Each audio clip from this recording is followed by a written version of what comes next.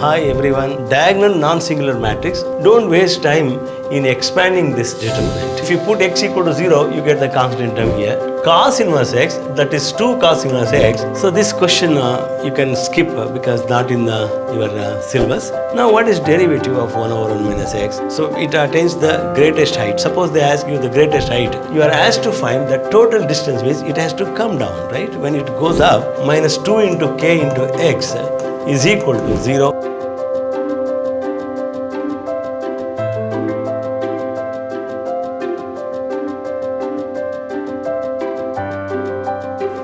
Hi everyone, welcome to Temple of Excellence, Vidyashram. This is HNMRS, Professor of Mathematics. Today I will be discussing Karnataka CET 2012 paper. You know, 2005 to 13, only some topics which are not in the new syllabus that will not be discussing. Okay, so maybe around out of 60, around 40 to 45 questions will be discussed. Okay, rest which is not in the syllabus, just skip those questions. We'll start from the question 1. The very first question is on divisibility and congruence, which is not in the new syllabus. So I skip that question. This question I skip. The next question number 2, the inverse of diagonal non-singular matrix. Diagonal non-singular matrix, one example I can take, you have A, 0, 0, 0, B, 0, 0, 0, C. This is a diagonal non-singular means A, B, C are not 0. That's the meaning. If one of them is 0, the determinant becomes 0. So what is the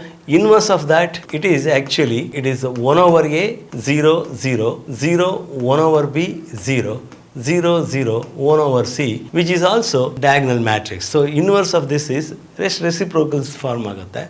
So that is again a diagonal matrix. So the answer is D in this case. Next, if ax power 4 plus bx cube plus cx squared plus dx plus e equal to this determinant, then E equals.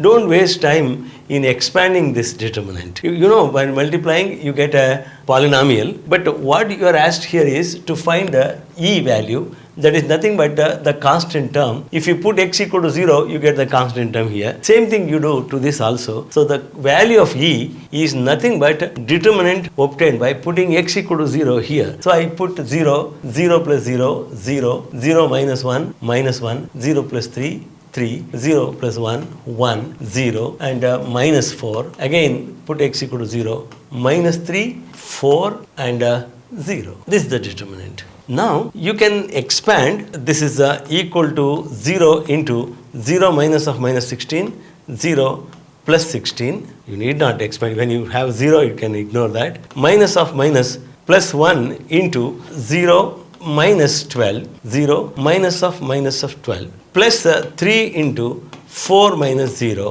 which is equal to 0 minus 12 plus 12, which is equal to 0. So answer is 0. But if you see this carefully, 0 minus 1 3, 0 1 minus 3, 1 0 minus 4, minus 1 0 4.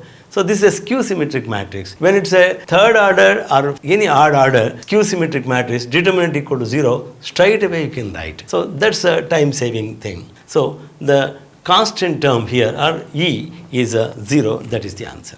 Okay. Next question, A, B, C are non-coplanar vectors given. P, B cross C by A, B, C, Q, C cross A by A, B, C given. Then the value of A plus B dot P. A plus B dot P means B cross C divided by A, B, C. You may argue it is not in the syllabus, but you have the basic idea, dot product, scalar, triple product, all that. Plus B plus C, vector B plus C dot Q, that is nothing but C cross A divided by scalar, triple product, A, B, C, plus C plus A dot R is A cross B divided by scalar, triple product, ABC.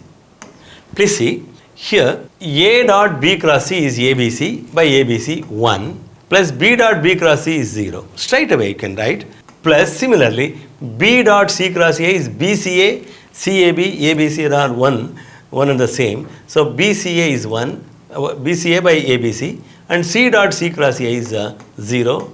Similarly C dot A cross B is CAB or ABC one and the same. Therefore, this is 1 plus A dot A cross B is 0, which is equal to 1 plus 1 plus 1, 3. So answer is 3. Easily you can get this answer. So D is the answer. Next, if A cross B squared plus A dot B squared, in fact it is the magnitude of A cross B squared, because A cross B squared is meaningless.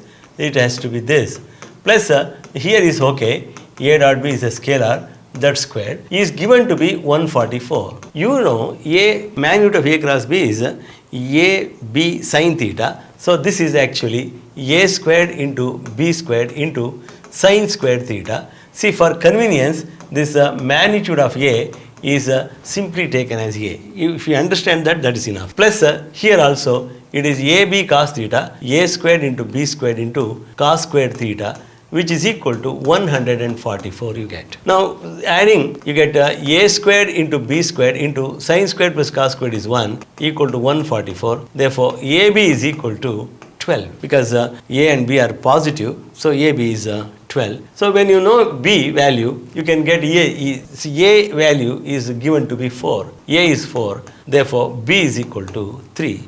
So B magnitude of B is nothing but 3. So answer is this. Okay. Next, which of the following is false? See, you don't have this group theory, only algebraic structure ಇದೆ. So ಇದನ್ನ skip ಮಾಡ್ತೀನಿ. The next one, 2 cos inverse A is a sin inverse of 2x root 1 minus x squared, valid for values of x satisfying. See, generally when you have cos inverse x, you think of this. So you must be very careful. One thing is, 2 cos inverse x is expressed in terms of sin inverse, means they can be compared only when x takes positive values. For negative value, you cannot equate cos inverse to sin inverse, because negative value, okay, for negative value it will be in the second quadrant, but sin inverse will never go to second quadrant. So this comparison possible only when x is positive. So you know that sin inverse of whatever 2x into square root of 1 minus x squared lies between minus pi by 2 and plus pi by 2. Because for sin inverse, the value lies between minus pi by 2 and plus pi by 2. Whereas cos inverse x, that is 2 cos inverse x, lies between, you know, cos inverse x lies between 0 and pi. 2 cos inverse x lies between 0 and 2 pi. So you must know they are equal, means they coexist only in the common interval. See, one is minus pi by 2 to plus pi by 2. Minus pi by 2 to plus pi by 2. This one. The other value lies between 0 and 2 pi. 0 and 2 pi. So what is the common of these two? So you have minus pi by 2 to plus pi by 2. The other one is 0 to 2 pi. So the common is only this, 0 to pi by 2. So both exist only in this part. Therefore, you can write now 2 cos inverse x lies between only this 0 and pi by 2 included. 0 to pi by 2. That's all you should know. Therefore, I can write 0 less than or equal to cos inverse x, which is less than or equal to pi by 4 dividing throughout by 2. Now, when cos inverse x lies between 0 and pi by 2, x lies between, you can write, it's in reverse order. Because cos inverse is a decreasing function, you get inequality changed like this. Cos 0, 1. Here cos pi by 4, 1 by root 2. It comes like this. So it's like this, 0 to pi by 4. When you take cosine, because it's a decreasing function, you get this. So 1 by root 2 less than or equal to x less than or equal to 1. That is the answer. 1 by root 2 less than or equal to x less than or equal to 1. This is an excellent problem. Question number 8. Alpha is a complex number such that alpha squared minus alpha plus 1 equal to 0. So you should remember x cube plus 1 equal to 0 can be factorized to x plus 1 into x squared minus x plus 1 equal to 0. So these are cube roots of unity, minus 1 minus omega squared. These are the cube roots of unity. So if alpha is a cube root of unity, alpha cube is equal to minus 1 you should know. This is very, very important for you. Alpha, because alpha is a cube root of unity. This is a minus 1, cube root of minus 1. So alpha cube equal to minus 1. So once you know this, you can go to that alpha to the power 2011 can be written as alpha to the power, it is alpha to the power 2010 into alpha you can write, which is equal to alpha cube to the power, this is divisible by 3, that's why I have taken 2010. So 3, if you divide, 3 6 are 18, 3 7 are 21, and 3, then it is 0. So 670 into alpha. This is minus 1. Minus 1 because alpha cube is minus 1. Minus 1 to the power even number is plus 1. So it is equal to plus 1 into alpha. So alpha is the answer. So this way you can answer 2. Alpha to the power 2011 is alpha. So alpha is the answer. Answer is C. If cos alpha plus 2 cos beta plus 3 cos gamma equal to 0, sin alpha. See, this is based on complex number. Complex number you don't discuss at length in your present syllabus, but still we can answer this question. X is equal to cos alpha plus I sin alpha you take, and y equal to cos beta plus I sin beta, and z equal to cos gamma plus I sin gamma. You can take this x, y, z. So now you can take x plus 2y plus 3z is equal to 0. This is x plus 2y plus 3z, that is cos alpha plus 2 cos beta plus 3 cos gamma, and the sin alpha plus 2 sin beta plus 3 sin gamma. X plus y 2y plus z is again, by associating these terms, it becomes 0. Now you have this result. If a plus b plus c is equal to 0, then a cube plus b cube plus c cube is equal to 3abc. You have another. It's a combination of so many results. So using this, you can write a plus b plus c is 0 means x cube plus this one 8x cube, 8y cube plus 27z cube. X cube plus 8y cube plus 27z cube is equal to 3 into x into 2y into 3z. This one. So therefore, you can now simplify to get the answer. X sin 3 alpha, this is cos alpha plus I sin alpha whole cube. 8 into cos beta plus I sin beta whole cube. All that. So which is not in your syllabus, okay? So this question you can skip because not in your syllabus. We go to the next question. Given conjugate of, that is x plus iy into 1 minus 2i, conjugate of this is 1 plus I given. Conjugate of this is given. So that means what is the conjugate of this? It is x minus iy into 1 plus 2i. Conjugate of this is equal to 1 plus I, right? Therefore, x minus iy is equal to 1 plus I divided by 1 plus 2i.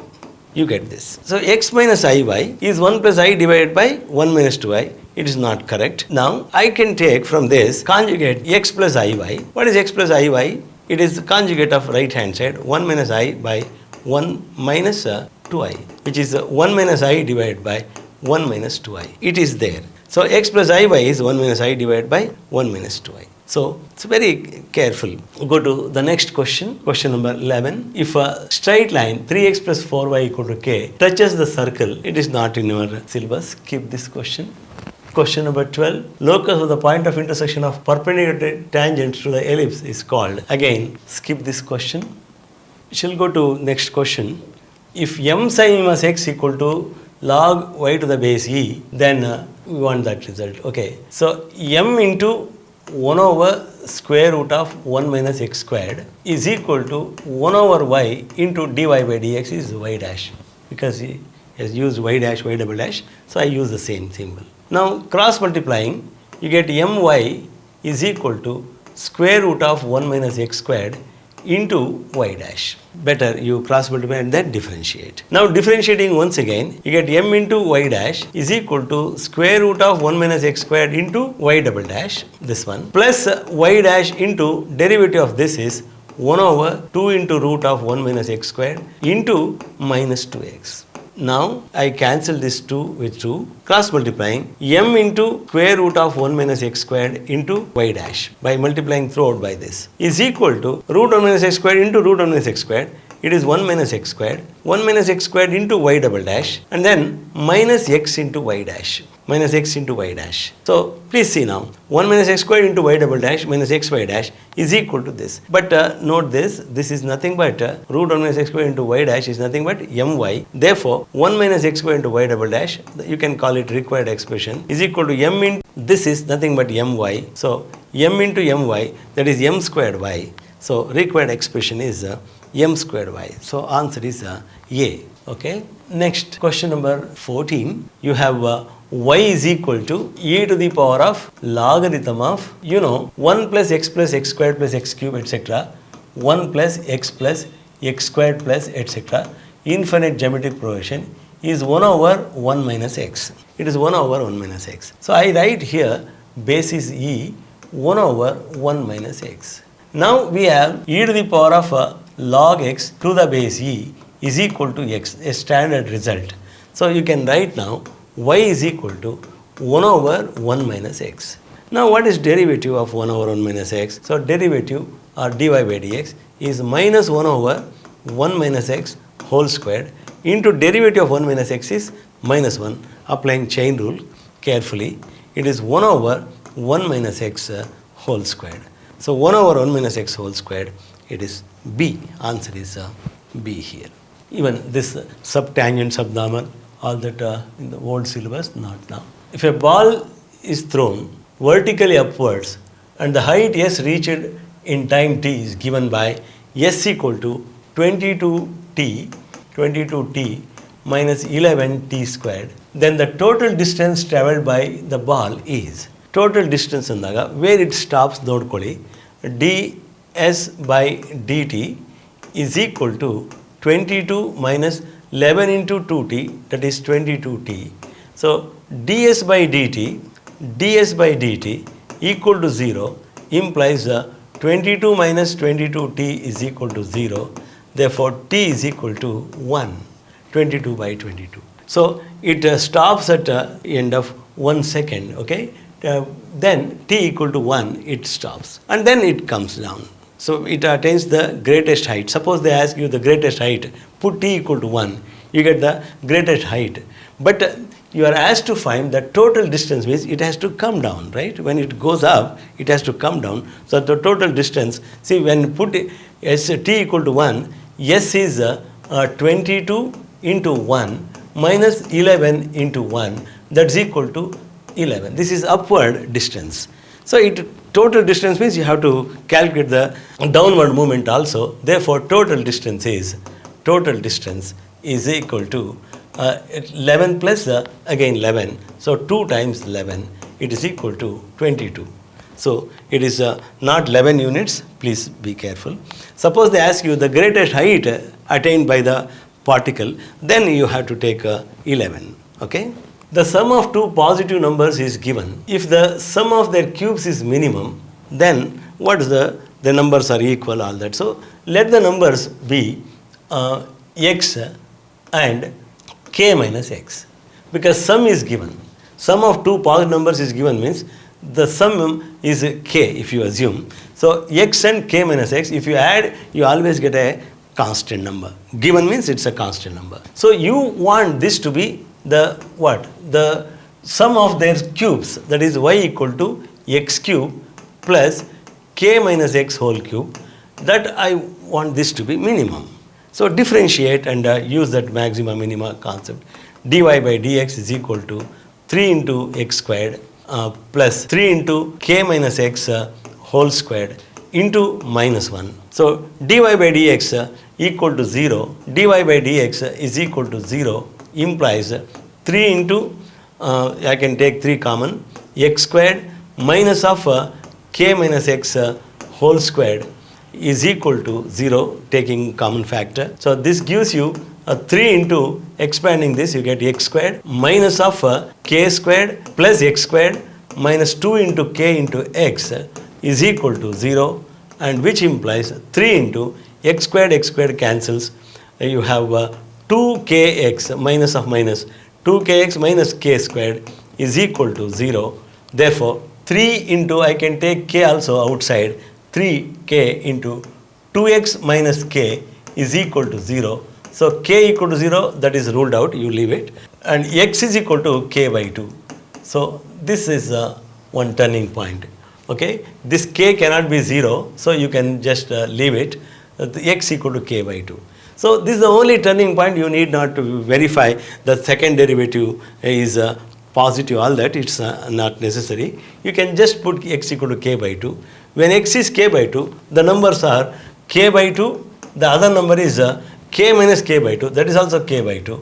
So the two numbers are equal, they are equal is the answer. So easily you can give the answer. Take up this next question, integral pi by 6 to pi by 3. See what you do, call this integral I equal to pi by 6 to pi by 3 sine to the power 3x divided by sine to the power 3x plus cos to the power 3x into dx. I is also equal to integral pi by 6 to pi by 3 sine cube of pi by 2 minus x, you can write a plus b minus x. Wherever you find x, put a plus b minus x. Using this property, integral a to b f of x dx is equal to integral a to b f of a plus b minus x. Use this idea, this wherever you find x, put a plus b minus x. Here also sine cube of a plus b minus x, that is pi by 2 minus x, because pi by 6 plus pi by 3 is pi by 2, plus cos cube of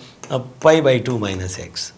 Now what you should observe here, this is same as that. You can see here, this is cos cube, denominator is same, but numerator cos cube barata hai. So I is equal to pi by 6 to pi by 3. This is cos cube x, denominator same barata hai. It is cos cube x plus sin cube x it is into dx. Now you can add these 1 and 2, very interesting result you get. I plus I, 2i is equal to integral pi by 6 to pi by 3, adding you get 1 dx, because sin cube plus cos cube, denominator sin cube plus cos cube cancels, you get 1, which is equal to x between pi by 6 and pi by 3, which is equal to pi by 3 minus pi by 6, you get finally. Integral of 1 dx is x, which is equal to pi by 6. That is 2i, therefore I is equal to pi by 12. So usually when you have the same expression denominator, numerator you get the other expression, then you can remember this answer. It is b minus a, upper limit minus lower limit, divided by 2. So pi by 3 minus pi by 6, pi by 6, pi by 6 by 2, that is pi by 12. So very easily you can go to this answer within a few seconds if you know this idea. The next one, this is a simple problem. You can apply L'Hospital's rule. This is because it becomes 0 by 0. Limit of x into 2 to the power of x into log 2 plus 2 to the power of x into 1 minus 1 divided by sin x. Derivative of 1 minus cos x is sin x as x tends to 0. It's again 0 by 0 because 0, 2 power 0 is 1, 1 minus 1, 0 by sin 0 0. Therefore you can apply L'Hospital's rule once again. So it is limit x tends to 0. You differentiate. It is x into 2 power x into log 2 plus log 2 into 2 to the power of x into 1 derivative plus 2 power x into log 2 minus 0 divided by cos x. You can now put x equal to 0. You get 0 here, and log 2 into 2 power 0 is log 2 minus plus 2 power 0 into log 2, again log 2 divided by 1, which is equal to 2 log 2. 2 log 2 is the answer. But this is time consuming. You can apply L'Hospital's rule, but what you can do here, this is time saving. I take x outside and 2 to the power of x minus 1. This is really smart work. I take x outside, 2 to the power of x divided by 1 minus cos x. First step. And next I divide by x and multiply by x. Then this is nothing but log 2. You can write a limit of that log 2 directly, and then into limit of x squared divided by 1 minus cos x, which is easy to handle. See, this is really interesting approach. See, you can take a limit of a product is product of the limits. That idea, you can, a power x minus 1 by x as x to 0 log a. So that one. Now to find limit of this, see what I do. I use the L'Hospital's rule. 2x divided by sin x it becomes. 2x divided by derivative of cos x is sin x. Now once you know this, limit of what is limit of sin x, x by sin x? It is 1. Therefore, it is nothing but 2 into log 2. So this way you can get the answer quickly. So that's a better method. The next question, you can argue it is not in the syllabus, it is a partial fraction, but you use this partial fraction in other chapter, integration. So you need to know this. So a and b you can find out, and then find sin inverse a by b. It's a combination of this partial fraction and inverse function. So I have a simple trick to find a and b. When you have a linear expression like this, to find a, what I do, I close this x minus 1 on the left hand side and put x equal to 1 in the remaining expression. 3 ones are 3 plus 1, 4 divided by, again put x equal to 1 here, 4, 4 by 4, 1. So a equal to 1 you get easily. And then for b, you close x plus 3 in this denominator and put x equal to minus 3 in the remaining expression. 3 into minus 3 minus 9 plus 1 minus 8, and here minus 3 minus 1 is minus 4, which is equal to 2. So b equal to 2 you get. Once you know a and b, you can get this sin inverse a by b. It is sin inverse of 1 by 2, which is equal to pi by 6, that is 30 degree, or pi by 6. So this is the answer. So get the values of a and b and then substitute.